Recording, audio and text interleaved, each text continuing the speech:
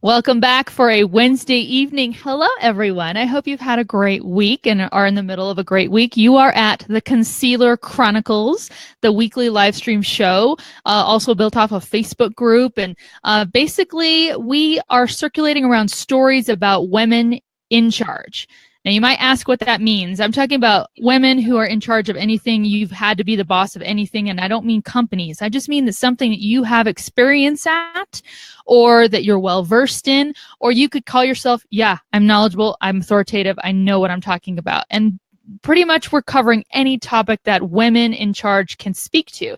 And these are the good, the bad, and the very real stories of being a woman in charge. And I'm really excited about tonight's guest, which I'll introduce in a moment. What I want to encourage you guys to do as you join the Concealer Chronicles tonight is to share the show. Sharing is caring, and we want to care about our guests, and we want to make sure that their messages and their experiences get told and shared. So as you're joining the broadcast, if you don't mind just hitting the share button, share this out on your timeline, share it in a group. If you're in a women's group, oh my God, this is like perfect, okay? So share it to them. And also don't forget too, we also like to tag friends, tag your it, right? We like to make sure our friends know what's going on. I would really like to put this ploy out to you guys to please tag a friend who's been touched in any way, personally or with a relative experiencing it or friend, by breast cancer, because that's what we're really going to dive into tonight with a very real experience by my guest. And I'm very excited to have her on this evening. So I've known this a little over a year. It hasn't been terribly long, but she's a huge influencer here in Denver, Colorado. She knows Google and reviewing and brand reputation like nobody's business. But she really had to come into another experience too that was very real, dealing with breast cancer directly. And without further ado, I am glad to welcome Michelle Hoagland to this evening's show of the Concealer Chronicles. Hello, Michelle. Thanks for joining us. Rachel, thank you so much for having me. Of course. And you guys, too, if anyone's watching or listening, we have overcome some serious technical difficulties getting the show broadcasting tonight. So if you are hearing a slight echo, I deeply apologize. But that's really as good as it's going to get. And hopefully it'll mostly be Michelle talking and not me, which means less echoes for you. Michelle, if you could just give us a really brief intro of yourself and, and your life and who's in your family and stuff, which will really give us a great starting point for learning about your experience. Great. Well, I'm 50. I turned 50 last December. It's kind of hard to imagine.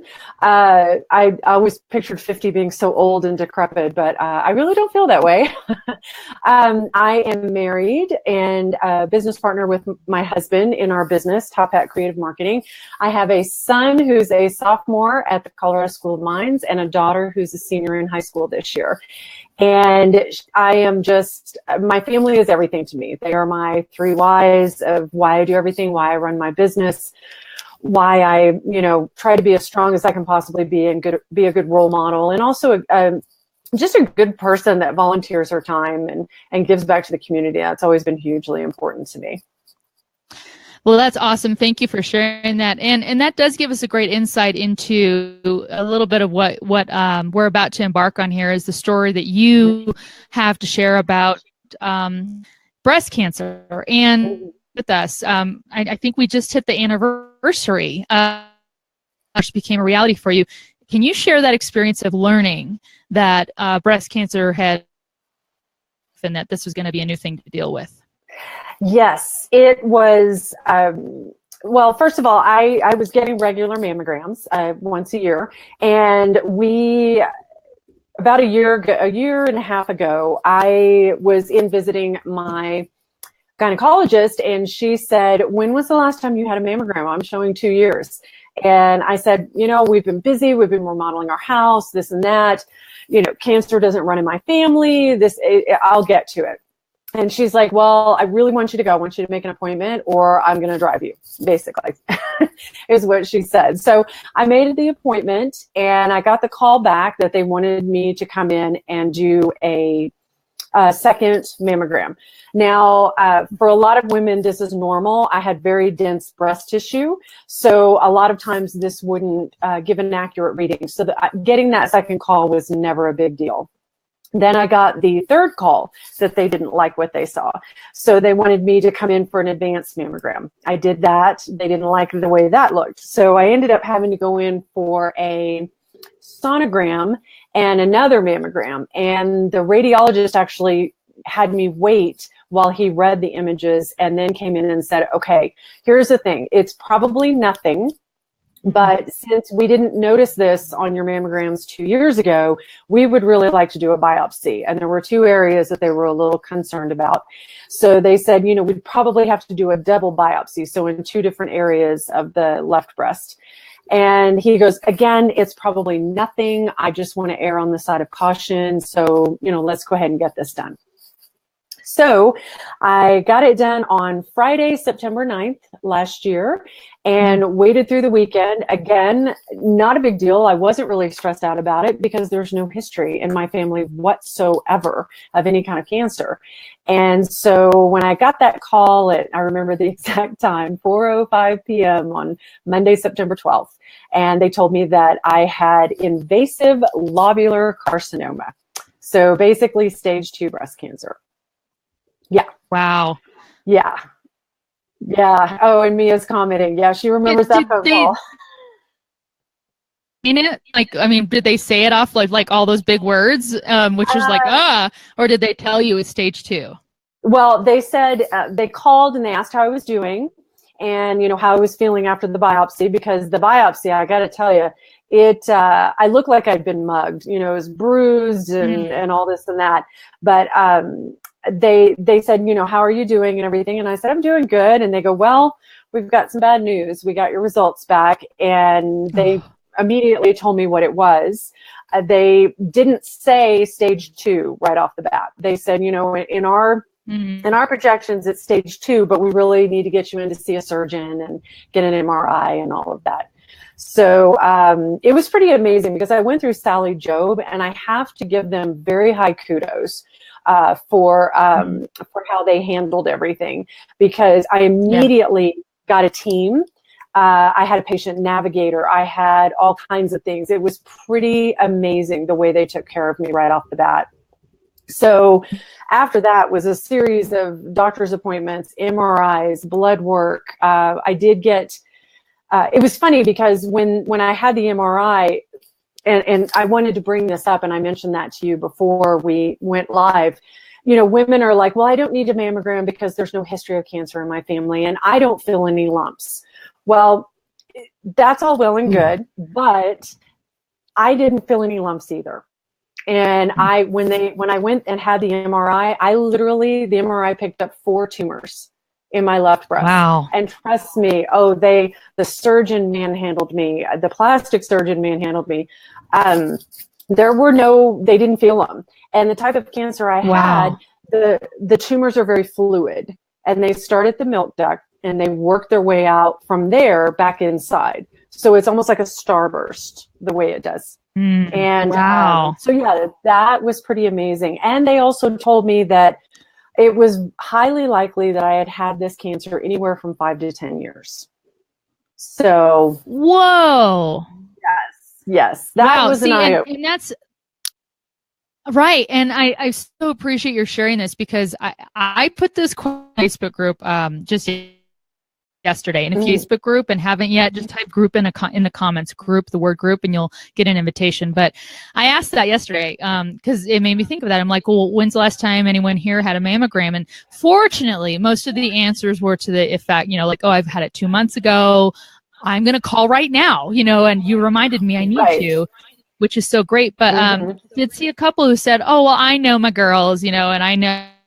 And I think the fact that you know your girls, you know, and I so appreciate you brought up that you got, I mean, literally all the experts who could not detect these tumors, but you had 4 of them. Yeah. Well, you know, and it turns out, oddly enough, when they got me on the table, I elected to go ahead and do a bilateral mastectomy. So I only had tumors in the left breast, but I decided that I did not want to live my life, the rest of my life, going and having MRIs every 6 months with the possibility of developing it in my right breast. So I thought, you know what, that's it. I'm just going to do it. I did do the genetic testing. And again, no, I didn't have any of the markers for cancer. There's no history in my family. But here's a very interesting statistic, and it's a little depressing. 1 in 8 women will be diagnosed with breast cancer. 1 in 8 in the United States. Yes. Well, it gets even worse. It's 1 in 7 in the state of Colorado. Whoa. And they have no idea why. No research. No explanation, but that is statistically what happens 1 in 7 in the state of Colorado. I've learned a lot. Which, right, exactly. I'm sure you were like, well, tell me all the facts and I'm going to walk away with all these. Well, and it's, it's what's tragic about this too. I mean, I love that you're here to talk with us about this for one thing, but you talk about 1 in 8 women.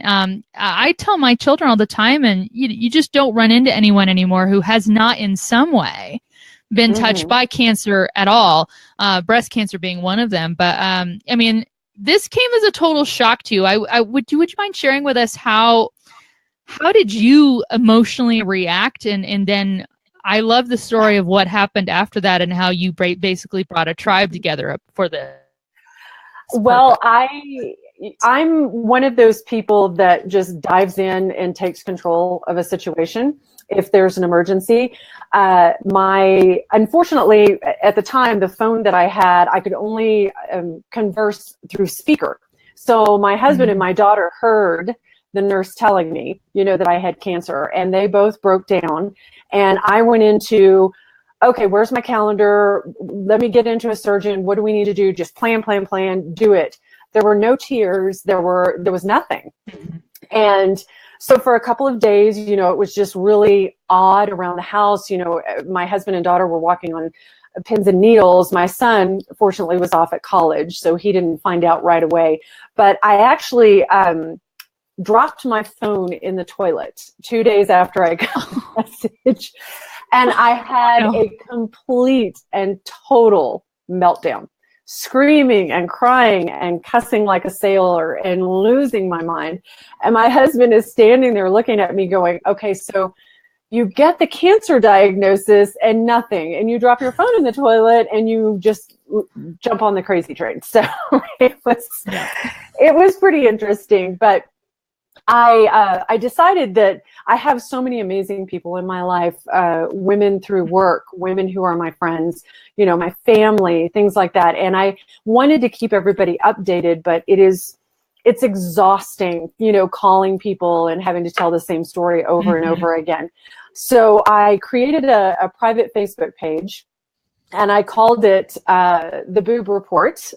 And I love when I invited people to do it, because you were one of the first people I invited, and your comment was, "I love you." It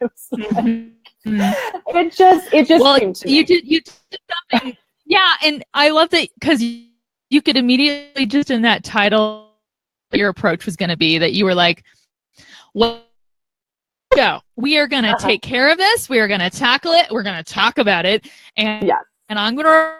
We're talking about boobs, and I just love that you were. What else am I supposed to say? This is it. So it was so you, Michelle, and I just love that you tackled it. Let's get real, cry about. We're gonna be here and talk about this. So it was amazing. Yeah, I think it was very good for me as well, because I could reach out to people and let them know what was going on. And I did go through a little bit of survivor's guilt, because I was very lucky in the fact that I have not had to have chemo or radiation. I am under an oncologist care for the next 5 years. I do have to go every 6 months, but my prognosis and outlook is very good. So I'm very thankful for that. But it originally started out as more of a communication board for me to keep friends and family updated. And then the more I started doing it, I really wanted it to be a resource. So I turned it into a community page, and I actually purchased the domain name, the Boob Report. And I'm surprised it was available. I know, right? I was very excited.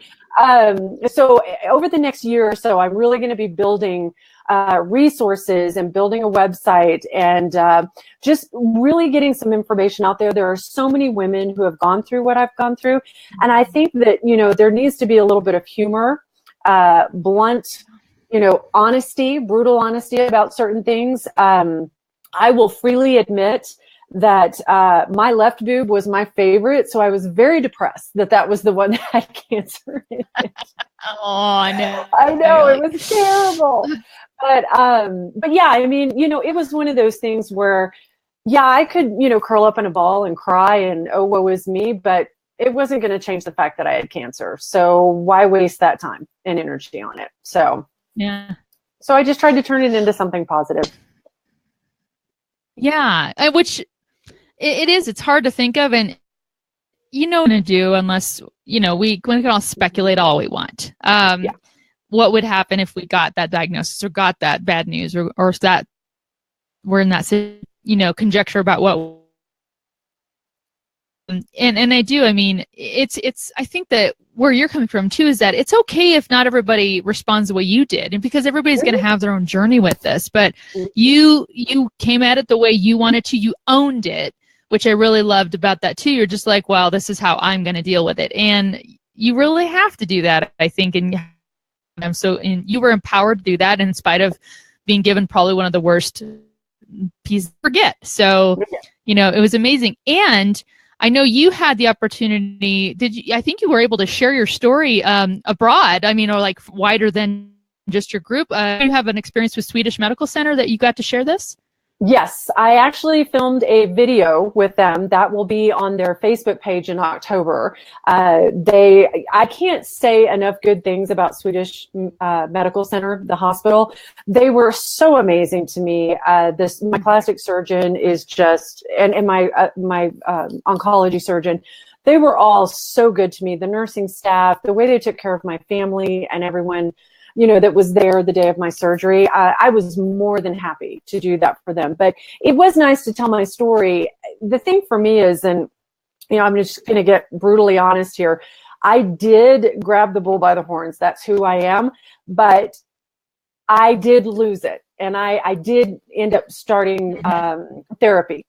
Because I was so strong and so adamant that I was going to get through this, that I never really sat back and took that diagnosis and accepted it for what it was.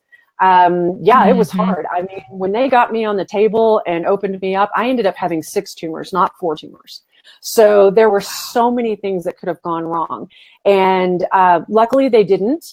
But then I started having survivor's guilt. Then I started having, I let my family down. I let my friends down because I got cancer, which is, if you think about it, it's kind of silly, but it is a normal reaction. Yeah. So I am in therapy. I'm seeing a wonderful therapist who is helping me through things, and I highly recommend it. No one should ever have to go through this alone, ever. So, I just, you need to have someone in your corner. I was very lucky with my husband and my kids and my tribe, but reaching out to somebody else that maybe's been through this, that's why I wanted the Boob Report. And that's why I want the domain, and I want to be as involved as I can, because no one should go through this alone. It is a very tough. Well, and you might think, even coming at it, realizing breast cancer is so prevalent, 1 in 8 women are going to be diagnosed, and you might think, well, myriad of other resources out there. So but no one is going. And this goes back to a saying that one of my favorite people in social media, Joe Wilson, always says: "We're all famous to a few people." You're going to reach people. You're going to reach women in particular, or families. Families of survivors of breast cancer, or people who are getting their own diagnosis. You're going to reach them in a way possibly that nothing else could. And so it really is important to provide resources to say, well, in case you use other things, I'm here, and the report is here, and this is a place where you can be, because not everybody's going to tackle the same or tackle, they're going to be at different stages. Your resource be right what they need right when they need it, and that's what's so crucial. Yeah, absolutely. And that's what I wanted to be able to provide. is that resource and have that available for women, and honestly, for men, for partners, family members, best friends, things like that, because it was hard for my husband to go through that. I came home from surgery with 4 drains in, and he's stripping the drains and keeping track. I still have the notepad of how he kept track of my pain medication. And, Oh, wow. yeah, again, I was very, very blessed. There are women out there and men who don't have that support. And so I want to be able to be a resource to them, or maybe, partner them with someone within the group, something like that, because it is just, it's just something you never, ever want to hear, and you never think you're going to have to deal with. So. Yeah. Well, can you do us a favor? Tell us where you said you got the domain for the Boob Report. Was it theboobreport.com? It will be theboobreport.com. There is not a site up yet. I've had a couple of companies offer to help me out and sponsor the website. But what I'm trying to do is I'm trying to do the skeleton, kind of build the back of it. I've got some people that I'm hoping to partner with. And just right now, the Boob Report on Facebook, it is a community page, but I do have people sort of send me a request to join, because I want to make sure that it's people that are going to be supportive, and are going to get something out of it. So I don't want it to be salesy. It's all informational based.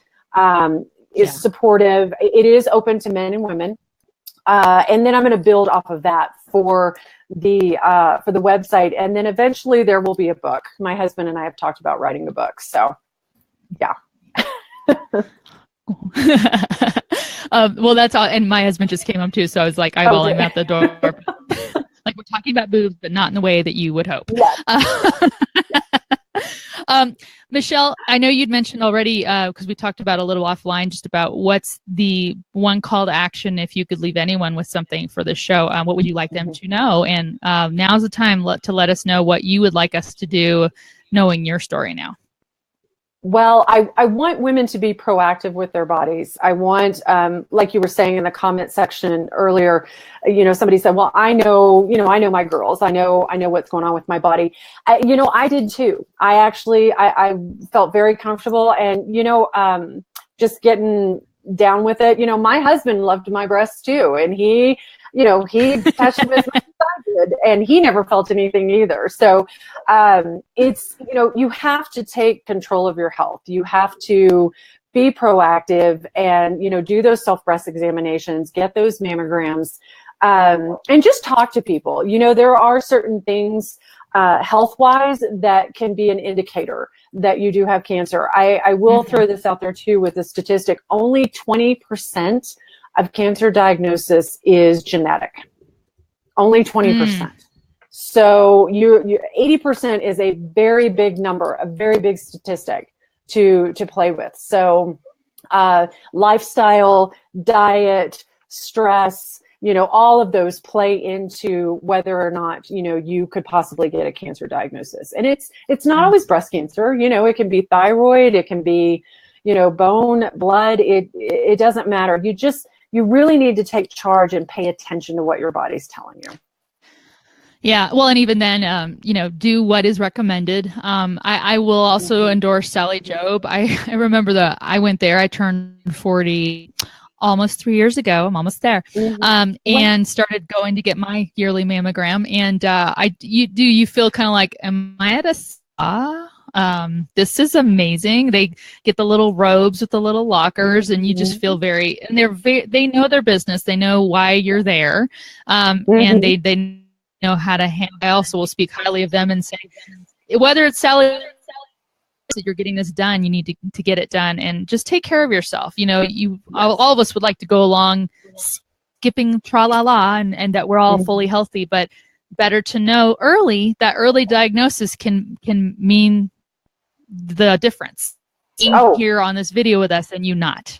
Absolutely. Right? Absolutely. I mean, I could have just blown it off and been like, you know what? He doesn't think it's anything, but my husband and I talked about it, and we're like, let's just get it done. That way we've got peace of mind. We know it's nothing. Turns out it wasn't nothing, but, at least I know. At least I knew, and I was able to take care of it. Well, Michelle, thank you, Boob Report, being on the Boob Report, being on the Concealer Chronicles episode of the Boob Report. And it's a pleasure to know you. It's obviously been a pleasure to, and just great to watch you through your journey. None of us know how things are going to turn out or happen, but, fortunately you've got a happy ending. But again, thanks to many factors, and, you could be the difference. Your group could be the difference for somebody also to make a decision early on that could save their life. So thank you for the effort and Concealer Chronicles tonight. Oh, thank you so much, Rachel. I so appreciate it. Of course, I'm going to pop you. Just stick around with you in a moment as I close out the show. Sounds good. All right. And watching this evening, again, we had some technical issues that happened, but hopefully we were able to come across. The first thing I'm going to do is go check, make sure that all the video and audio. Michelle has such a great story. And it's great in the fact that it's lasting. It's something meant for your good. She's putting her story out there on the line with the hopes that it's going to help somebody else. So seriously, go check out the Boob Report. Find her Facebook group. Again, it's by invitation only, or she'll have to approve you. But take part in that community, but for your body and do what you need to do.